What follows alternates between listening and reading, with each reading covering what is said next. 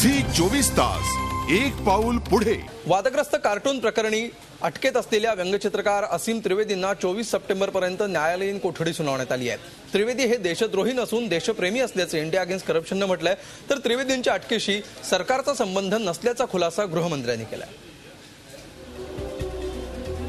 देशद्रोहाच्या आरोपाखाली अटकेत असलेले व्यंगचित्रकार असीम त्रिवेदी यांना 24 सप्टेंबरपर्यंत न्यायालयीन कोठडी सुनावण्यात आली आहे। असीम यांना वांद्रे कोर्टात हजर करण्यात आलं।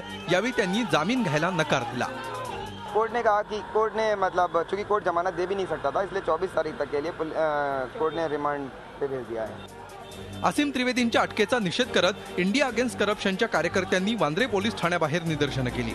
त्रिवेदी देशद्रोही नसून देशप्रेमी असल्याची प्रतिक्रिया इंडिया अगेन्स्ट करप्शनचे प्रमुख अरविंद केजरीवाल यांनी दिली आहे। उस कार्टून को बनाने की वजह से उसको देशद्रोही नहीं कहा जा सकता।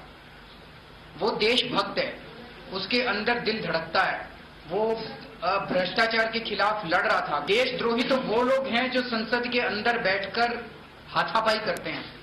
देशद्रोही तो वो लोग हैं जो संसद के अंदर बैठकर पैसे लेते हैं सवाल पूछने के और वोटिंग डालने के। असीम त्रिवेदी के कार्टून्स को किसी भी हालत में ये नहीं कोई कह सकता कि भाई इन कार्टून से वो हिंसा भड़काकर स्टेट को ओवरथ्रो करने की कोशिश कर रहे हैं। पहले फेसबुक, फिर ट्विटर, फिर कार्टून, फिर एसएमएस, जिस प्रकार से ये पूरी माहौल चल रहा है, ये माहौल को हम प्रोटेस्ट करते हैं, हम निषेध करते हैं। तत्पूर्वी त्रिवेदींच्या अटकेशी गृह खातं किंवा सरकारचा संबंध नसल्याचं गृहमंत्री आर पाटील यांनी स्पष्ट केलं।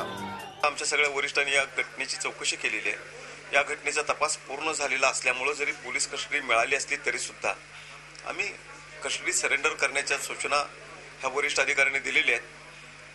लवकरच त्यांची मुक्तता करण्यासाठी वरिष्ठ अधिकारी प्रयत्न करतील आणि कोर्टासमोर त्यांना नेतील। या संदर्भात भारताचे निवृत्त न्यायाधीश मार्कंडेय काटजू यांनी असीम त्रिवेदींची पाठराखण केली आहे। काटजू म्हणतात, माझ्या मते असीमनं कोणतंही बेकायदेशीर कृत्य केलेलं नाही।